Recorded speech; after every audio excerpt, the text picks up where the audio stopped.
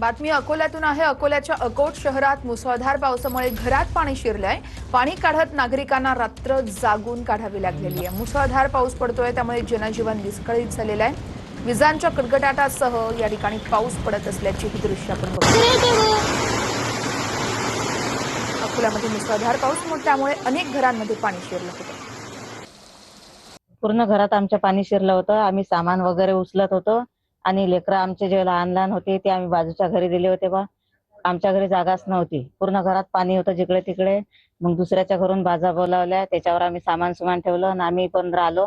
रात्री 12-1 वाजेपर्यंत पूर्ण घरात पाणीच होतं आमच्या। म्हणजे पाणी एवढं होतं की आम्हाला काही सुचलं नाही। आमचे लेकरं वगैरे आम्ही पलंगावरती बसवलेले आणि आम्ही झोपलो नाही रात्रभर। आम्ही त्याच्यानंतर आम्ही पाणी घरातलं फेकलं। ते पाणी उतरल्यानंतर आम्ही जेवण गेले 12 ते समजा 12:30 वाजेपर्यंत। पण खूप म्हणजे हे होती। आणि त्याच्यानंतर म्हणजे विषय असा आहे की बा की नाले एवढे चौकबाज आहे अकोटचे की त्या नाल्यावर अतिक्रमण झालेलं आहे आणि ते नाल्या कोणी इकडे येत नाही।